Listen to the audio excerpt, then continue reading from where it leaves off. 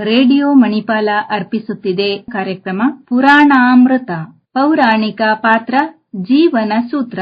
ಈ ಕಾರ್ಯಕ್ರಮವನ್ನು ನಡೆಸಿಕೊಡಲಿದ್ದಾರೆ ಉಪನ್ಯಾಸಕರಾಗಿರುವ ಮುಂಡಾಜೆ ಕುಮಾರೇಶ್ವರ ಭಟ್.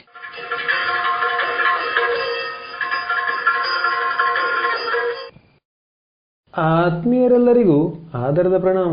ಪುರಾಣಾಮೃತದ ಮುಂದುವರಿದ ಆವೃತ್ತಿಯಲ್ಲಿ ನಾವಿಂದು ವತ್ಸ ಮತ್ತು ಬಕ ಎಂಬ ಇಬ್ಬರು ರಕ್ಕಸರ ಪೌರಾಣಿಕ ಪಾತ್ರ ಕೊಡಮಾಡುವ ಜೀವನ ಸೂತ್ರದ ಬಗೆಗೆ ಅರಿಯಲು ಯತ್ನಿಸೋಣ. ಬೆಳೆಯುತ್ತಾ ಬೆಳೆಯುತ್ತಾ ನಂದಗೋಪನ ಮನೆಯ ಪರಿಸರದ ಸುತ್ತಲೂ ಬಲು ಚಟುವಟಿಕೆಯಿಂದ ಓಡಾಡಲು ಶುರು ಮಾಡಿದರು ಶ್ರೀಕೃಷ್ಣ ಬಲರಾಮರು. ಜೊತೆಗೆ ಒಂದಷ್ಟು ಗೋಪಬಾಲರ ದಂಡು. ನಂದಗ್ರಾಮದ ತುಂಬೆಲ್ಲ ಓಡಾಡುತ್ತಾ ಸೆಗಣಿ ತುಳಿಯುತ್ತಾ ಗಂಜಳ ಬಳಿಯುತ್ತಾ ಹಾಗೆಯೇ ಮನೆಯೊಳಗೆ ಬಂದು ಬಿಡುತ್ತಿದ್ದರು.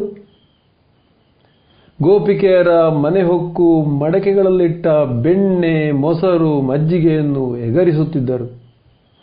ಕೆಲವೊಮ್ಮೆ ದನದ ಕೊಟ್ಟಿಗೆಯನ್ನು ಹೊಕ್ಕು ನೇರವಾಗಿ ಹಸುಗಳ ಕೆಚ್ಚಲುಗಳಿಂದಲೇ ಹಾಲು ಕುಡಿಯುವವರು. ಹಾಗೆಯೇ ಕರುಗಳ ಬಾಲ ಹಿಡಿದು ಎಳೆಯುತ್ತಾ ಎತ್ತುಗಳ ಕೊಂಬುಗಳನ್ನೇ ಜಗ್ಗುತ್ತಾ ದನಗಳ ಮೇಲೆ ಸವಾರಿ ಮಾಡುತ್ತಾ ನಾನಾ ರೀತಿಯ ವರಸೆಗಳನ್ನು ತೋರುತ್ತಿದ್ದರು. ಗೋಕುಲವಾಸಿಗಳಿಗೆಲ್ಲ ಇದರಿಂದ ಒಮ್ಮೊಮ್ಮೆ ಕಿರಿಕಿರಿಯಾಗುತ್ತಿದ್ದರೂ ಎಲ್ಲರೂ ಇದರಿಂದ ಮುದಗೊಳ್ಳುತ್ತಿದ್ದುದು ಮಾತ್ರ ಹೌದು. ಹಾಗೆಯೇ ಕೆಲವೊಮ್ಮೆ ಬಡಿಗೆಗಳನ್ನು ದೊಣ್ಣೆಗಳನ್ನು ಎತ್ತಿಕೊಂಡು ದೊಣ್ಣೆ ವರಸೆ ಮಲ್ಲ ಯುದ್ಧಗಳನ್ನು ಕಲಿಯುತ್ತಿದ್ದರು. ಕೃಷ್ಣನಂತೂ ನವಿಲುಗಳನ್ನೂ ಬಿಡದೆ ಅವುಗಳ ಸೋಗೆಯಿಂದ ಗರಿಯನ್ನು ಆಯ್ದು ತನ್ನ ಗುಂಗುರು ಕೂದಲಿಗೆ ಸಿಕ್ಕಿಸುತ್ತಿದ್ದ. ಒಮ್ಮೆ ಹಣ್ಣು ಮಾರುವವಳೊಬ್ಬಳಿಂದ ಸೇಬು ಕೊಳ್ಳಲೆಂದು ಕೃಷ್ಣ ಎರಡೂ ಬೊಗಸೆ ತುಂಬ ಧಾನ್ಯ ತುಂಬಿಕೊಂಡು ಅವಳ ಸನಿಹ ಓಡಿದನು. ಆದರೆ ಅಲ್ಲಿ ತಲುಪಿದಾಗ ಬೊಗಸೆ ಖಾಲಿಯಾಗಿತ್ತು, ಧಾನ್ಯ ಎಲ್ಲ ಸೋರಿ ಹೋಗಿತ್ತು. ಪೆಚ್ಚು ಮೋರೆ ಹಾಕಿದ ಕೃಷ್ಣನಿಗೆ ಕರುಣೆಯಿಂದ ಅವಳು 2 ಸೇಬು ಕೊಟ್ಟಳು. ಆದರೆ ಇದಕ್ಕೆ ಪ್ರತಿಫಲವಾಗಿ ಕೊಡಲು ನನ್ನಲ್ಲಿ ಏನೂ ಇಲ್ಲವಲ್ಲ ಎಂದನು ಕೃಷ್ಣ ಅಮಾಯಕನಂತೆ. ಫಲ ವಿಕ್ರಯಿಣೀ ತಸ್ಯಾಚ್ಯುತ ಧಾನ್ಯಂ ಕರದ್ವಯಂ ಫಲೈರಭೂರಯದ್ರತ್ನೈ ಫಲಭಾಂಡಮಭೂರಿ ಚ. ಶುದ್ಧಾತ್ಮರಿಗೆ ವಾಂಛಿತ ಫಲಗಳನ್ನು ನೀಡುವವನು ಸ್ವತಃ ಫಲಗಳನ್ನು ಕೊಳ್ಳಲು ಹೋಗುತ್ತಿದ್ದನು. ಪ್ರತಿಫಲಾಪೇಕ್ಷೆ ಇಲ್ಲದೆ ಫಲ ನೀಡಿದವಳ ಬುಟ್ಟಿಯನ್ನೇ ಮುತ್ತು ರತ್ನಗಳಿಂದ ತುಂಬಿಸಿದನು ಎಂದು ಮೂಲ ಭಾಗವತದಲ್ಲಿ ಉಲ್ಲೇಖಿಸಲ್ಪಟ್ಟಿದೆ. ಹೀಗೆ ತನ್ನ ಮಕ್ಕಳಾಟಿಕೆಯಲ್ಲಿಯೇ ಲೀಲಾ ವಿನೋದಗಳನ್ನು ತೋರಿಸಿ ವೃಜವಾಸಿಗಳ ಬದುಕನ್ನೇ ಸಾರ್ಥಕಗೊಳಿಸಿದನು ಶ್ರೀಕೃಷ್ಣ. ಹಾಲು ಹಾಗೂ ಇತರ ಕ್ಷೀರಜನ್ಯ ಉತ್ಪನ್ನಗಳ ವಿಚಾರದಲ್ಲಿ ಬಾಲಕೃಷ್ಣನು ನಡೆದುಕೊಂಡ ರೀತಿಯಲ್ಲಿ ಆಧ್ಯಾತ್ಮವೇ ಅಡಗಿದೆ ಎಂದು ವಿದ್ವಾಂಸರು ಮೇಧಾವಿಗಳು ಅಭಿಪ್ರಾಯಪಡುತ್ತಾರೆ.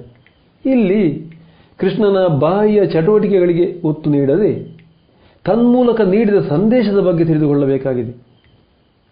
ಅದಲ್ಲದಿದ್ದರೆ ಅಮ್ಮನಿಗೆ ಬಾಯಿಯಲ್ಲಿ ಬ್ರಹ್ಮಾಂಡವನ್ನೇ ತೋರಿಸಿದವನಿಗೆ ಹಾಲು ಮೊಸರು ಕದ್ದುವ ಅಗತ್ಯವಿದೆ. ಈ ರೀತಿಯಲ್ಲಿ ಕೃಷ್ಣನ ಬಾಲಲೀಲೆಗಳು ಇತರ ಬಾಲಕರೊಡನೆ ಉತ್ತುಂಗದಲ್ಲಿರಲು ನಂದಗೋಪನ ಮಿತ್ರನೂ ಜ್ಞಾನಿಯೂ ಆದ ಉಪಾನಂದ ಒಂದು ಸುದ್ದಿಯನ್ನು ಹೊತ್ತು ತರುತ್ತಾನೆ. ಅದೆಂದರೆ ಗೋಕುಲದ ಪಕ್ಕದ ಕಾಡಿನಲ್ಲಿ ಯಾರೋ ಅಪರಿಚಿತರು ಬಂದು ಶಿಬಿರ ಹೂಡಿದ್ದಾರೆ. ದುಷ್ಟರಂತೆ ತೋರುವ ಅವರು ಕಂಸನ ಕೂಟಕ್ಕೆ ಸೇರಿದವರೆಂಬ ಬಲವಾದ ಸಂದೇಹವಿದೆ. ಬಾಲಕ ಕೃಷ್ಣನ ಮತ್ತು ಎಲ್ಲರ ಸುರಕ್ಷತೆಯ ದೃಷ್ಟಿಯಿಂದ ನಾವು ಗೋಕುಲದಿಂದ ತಾತ್ಕಾಲಿಕವಾಗಿ ಬೇರೆ ಕಡೆಗೆ ಹೋಗುವುದು ಒಳಿತು ಎಂಬ ಅಭಿಪ್ರಾಯ ವ್ಯಕ್ತಪಡಿಸಿದ. ಉಪಾನಂದನ ಸಲಹೆಯನ್ನು ಗಂಭೀರವಾಗಿ ತೆಗೆದುಕೊಂಡ ನಂದಗೋಪನು ಊರ ಪ್ರಮುಖರ ಸಭೆ ನಡೆಸಿ ಕೊನೆಗೆ ಎಲ್ಲರೂ ಒಕ್ಕೊರಲಿನಿಂದ ಕೃಷ್ಣ ಹಾಗೂ ಇತರ ಬಾಲಕರ ಹಾಗೂ ಗೋಪಿಕೆಯರ ಹಿತದೃಷ್ಟಿಯಿಂದ ವೃಂದಾವನಕ್ಕೆ ತೆರಳುವುದು ಎಂದು ನಿಶ್ಚಯಿಸಿದರು. ಅಲ್ಲಿ ಸಮೃದ್ಧವಾದ ಹುಲ್ಲುಗಾವಲಿದ್ದು ದನಕರುಗಳಿಗೆ ಮೇವೂ ದೊರಕುವ ವಿಚಾರವೂ ಇಲ್ಲಿ ಪರಿಗಣನೆಗೆ ಬಂದಿತು. ಭೌಗೋಳಿಕವಾಗಿ ಅತ್ಯಂತ ನಯನ ಮನೋಹರವಾಗಿದ್ದ ಈ ವೃಂದಾವನ 3 ದಿಕ್ಕುಗಳಿಂದ ಯಮುನೆಯಿಂದ ಆವೃತವಾಗಿತ್ತು. ವೃಂದಾವನದ ಹಿಂದೆ ಅರಾವಳಿ ಬೆಟ್ಟಗಳು ಹಬ್ಬಿ ತಪ್ಪಲು ಪ್ರದೇಶವೂ ನಿರ್ಮಾಣವಾಗಿ ರುದ್ರ ರಮಣೀಯವಾಗಿತ್ತು. ಕೃಷ್ಣ ಮತ್ತು ಅವನ ಗೋಪಬಾಲರ ಗುಂಪಿಗೆ ಈಗ ಆನಂದಕ್ಕೆ ಪಾರವೇ ಇರಲಿಲ್ಲ. ಕೃಷ್ಣನು ಈಗ ಕೊಳಲು ನುಡಿಸಲು ಕಲಿಯುತ್ತಿದ್ದ. ದನಕರುಗಳಂತೂ ಹೇರಳವಾದ ಮೇವು ದೊರಕಿದ ಸಂತಸದಲ್ಲಿ ಬಾಲ ಬೀಸುತ್ತಿದ್ದವು. ಹೀಗೆ ಗೋಪಾಲಕರು ತಮ್ಮ ಹಸುಗಳನ್ನು ಮೇಯಿಸುತ್ತಿರಲು ಒಂದು ಘಟನೆ ಜರುಗಿತು. ಇದ್ದಕ್ಕಿದ್ದಂತೆ ಒಂದು ಕರು ಹಸುಗಳ ಮಂದೆಯಲ್ಲಿ ಹಾವಳಿ ನಡೆಸಲು ಶುರು ಮಾಡಿತು. ಕೃಷ್ಣನು ಅದನ್ನು ಸೂಕ್ಷ್ಮವಾಗಿ ಗಮನಿಸುತ್ತಾ ಬಲರಾಮನಿಗೆ ಅದರ ಸನಿಹ ಹೋಗಿ ಪರೀಕ್ಷಿಸಲು ಹೇಳಿದ. ಬಲರಾಮ ಹತ್ತಿರ ಹೋದಂತೆ 4 ಹೆಜ್ಜೆ ಹಿಂದೆ ಸರಿದ ಆ ಕರು ಒಮ್ಮೆಲೆ ಹಾಯಲು ಠಗರಿನಂತೆ ಧಾವಿಸಿತು. ಆದರೆ ಅಷ್ಟರಲ್ಲಿ ಇನ್ನೊಂದು ಬದಿಯಿಂದ ಅಲ್ಲಿ ತಲುಪಿದ ಕೃಷ್ಣ ಅದರ ಬಾಲ ಹಿಡಿದು ನಿಲ್ಲಿಸಿದ. ಹಿಂತಿರುಗಿ ನೋಡಿದ ಆ ಕರುವನ್ನು ಮಾರುವೇಷದ ಕಂಸನ ಬೇಹುಗಾರ ರಕ್ಕಸ ಎಂದು ಅದಾಗಲಿ ತಿಳಿದಿದ್ದ ಕೃಷ್ಣನು 2 ಕಾಲುಗಳನ್ನು ಹಿಡಿದು ಎತ್ತಿ ಗಿರ್ರನೆ ತಿರುಗಿಸಿ ಅನತಿ ದೂರದ ಬೇಲದ ಮರಗಳ ಸಮೂಹಕ್ಕೆ ಎಸೆದನು. ತನ್ನ ಅಂತ್ಯ ಸಮೀಪಿಸಿದೆಂದು ತಿಳಿದೊಡನೆ ಪ್ರಾಣಭೀತಿಯಿಂದ ಸಹಜವಾಗಿ ನೈಜ ರೂಪ ತಾಳಿದ ಆ ವತ್ಸಾಸುರ ಕೆಲ ಬೇಲದ ಮರಗಳ ಸಮೇತ ಧರೆ ಗುರುಳಿ ಅಸುನಗಿದನು. ಗೋಪಬಾಲರು ಬೆಕ್ಕಸ ಬೆರಗಾದರೆ ಗೋ ಸಮೂಹ ನಿಶ್ಚಿಂತೆಯಿಂದ ಮೇಯಲು ಮೊದಲು ಮಾಡಿತು. ಇನ್ನೊಂದು ದಿನ ಜಾನುವಾರುಗಳಿಗೆ ನೀರುಣಿಸಲು ಅವನ್ನು ಯಮುನಾ ನದಿಯತ್ತ ಕರೆದೊಯ್ದರು. ಅಲ್ಲಿ ಒಂದು ಬೃಹತ್ ಕೊಕ್ಕರೆ ಇತ್ತು. ನೋಡುತ್ತಿದ್ದಂತೆ ಮೊಸಳೆಯ ದವಡೆಯಂತಿದ್ದ ತನ್ನ ನೀಳವಾದ ಕೊಕ್ಕಿನಿಂದ ಆ ಕೊಕ್ಕರೆಯು ಗೋವಳರ ಮಕ್ಕಳ ಮಧ್ಯದಲ್ಲಿದ್ದ ಕೃಷ್ಣನನ್ನು ಎತ್ತಿ ಹಿಡಿಯಿತು. ಬಾಳೆ ಮೀನನ್ನು ಹಿಡಿದಂತೆ ತನ್ನ ಕೊಕ್ಕಿನಿಂದ ಬಾಲಕೃಷ್ಣನನ್ನು ಎತ್ತಿ ಹಿಡಿದ ಕೊಕ್ಕರೆಯನ್ನು ನೋಡಿ ಬಾಲಕರು ಹೌಹಾರಿದರು. ಆದರೆ ದಂಡಾಸಿನಲ್ಲಿ ಕೆಂಡ ಹಿಡಿದಂತೆ ಬಿಸಿ ಅನುಭವವಾದ ಆ ದೊಡ್ಡ ಕೊಕ್ಕರೆಯು ಕೃಷ್ಣನನ್ನು ತುಪುಕ್ಕನೆ ಉಗುಳಿತು. ಮತ್ತೆ ರೋಷಾವೇಶವನ್ನು ತಾಳಿದ ಆ ಜಲಪಕ್ಷಿಯು ಕೃಷ್ಣನನ್ನು ಕುಕ್ಕಿ ಕೊಲ್ಲಲು ಹವಣಿಸತೊಡಗಿತು. ಆಗ ತನ್ನ ಲೀಲೆಯನ್ನು ಪ್ರಕಟಪಡಿಸಿದ ಶ್ರೀಕೃಷ್ಣನು ಬಕದ 2 ಕೊಕ್ಕನ್ನು 2 ಕೈಯಲ್ಲಿ ಹಿಡಿದು ಅಡಿಕೆ ಮರದ ಶಲಾಕೆಯನ್ನು ಸೀಳುವಂತೆ ಸೀಳಿ ಹಾಕಿದನು. ಒಡನೆ ನೈಜ ರೂಪಿನಿಂದ ಸತ್ತು ಬಿದ್ದವನೇ ಕಂಸನ ಪರಮಾಪ್ತನಾದ ಕಾಮರೂಪಧಾರಿಯಾದ ಬಕಾಸುರ. ಹೀಗೆ ವತ್ಸಾಸುರ ಬಕಾಸುರರ ಅಂತ್ಯವಾಯಿತು. ಪ್ರಿಯ ಕೇಳುವರೆ, ಇಲ್ಲಿ ನಾವು ವತ್ಸಾಸುರ ಕರುವಿನ ರೂಪದಲ್ಲಿ ಬಂದದ್ದನ್ನೇ ಅವಲೋಕಿಸುವುದಾದರೆ ಪ್ರಸ್ತುತ ಸಮಾಜದಲ್ಲೂ ಇಂಥ ಗೋಮುಖ ವ್ಯಾಘ್ರರು ಎಷ್ಟಿಲ್ಲ. ದಾಸಶ್ರೇಷ್ಠ ಕನಕದಾಸರು ತಮ್ಮ ಕಾವ್ಯ ಕುಸುಮ ನಳ ಚರಿತ್ರೆಯಲ್ಲಂದಂತೆ ತೊರಮಾಣಿಕವೆಂದು ಪಿಡಿದರೆ ಭೂರಿ ಕೆಂಡವಿದಾಯಿತು ಶಿವ ಶಿವ ಎನ್ನುವ ರೀತಿಯ ಸಂದರ್ಭ ಸಮಕಾಲೀನ ಸಮಾಜದಲ್ಲೂ ನಿತ್ಯ ಪ್ರಾಪಂಚಿಕ ವ್ಯವಹಾರದಲ್ಲೂ ಹಲವು ಮಜಲುಗಳಲ್ಲಿ ಎದುರಾಗುತ್ತದೆ. ಅಂತಹ ಸಂದರ್ಭಗಳನ್ನು ವ್ಯಕ್ತಿಗಳನ್ನು ಧೈರ್ಯದಿಂದ ಆತ್ಮವಿಶ್ವಾಸದಿಂದ ಎದುರಿಸಿ ನಿವಾರಿಸಬೇಕು. ಕೃಷ್ಣನು ದನದ ಕಂಜಿ ರಾಕ್ಷಸನನ್ನು ಗಿರ್ರನೆ ತಿರುಗಿಸಿ ಬಿಸಾಡಿದಂತೆ.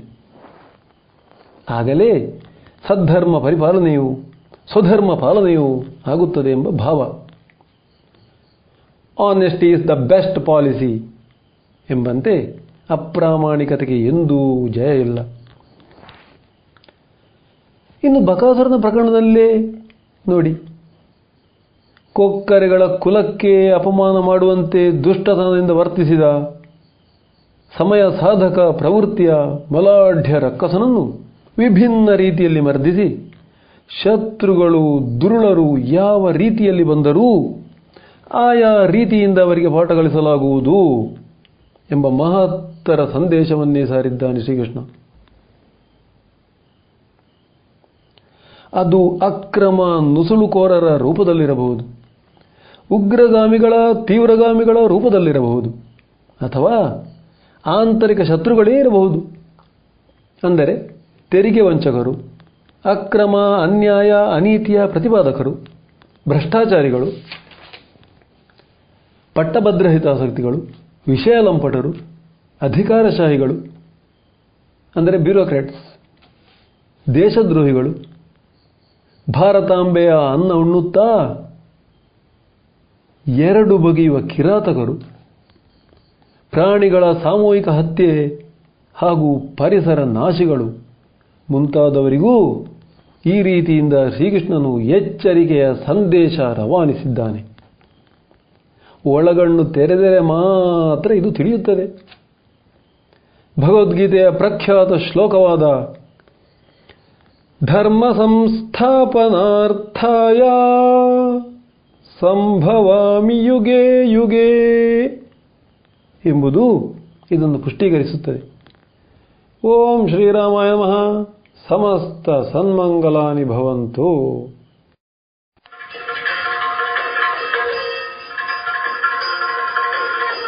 ಪುರಾಣಾಮೃತ ಪೌರಾಣಿಕ ಪಾತ್ರ ಜೀವನ ಸೂತ್ರ. ಈ ಕಾರ್ಯಕ್ರಮವನ್ನು ನಡೆಸಿಕೊಟ್ಟವರು ಉಪನ್ಯಾಸಕರಾಗಿರುವ ಮುಂಡಾಜೆ ಕುಮಾರೇಶ್ವರ ಭಟ್.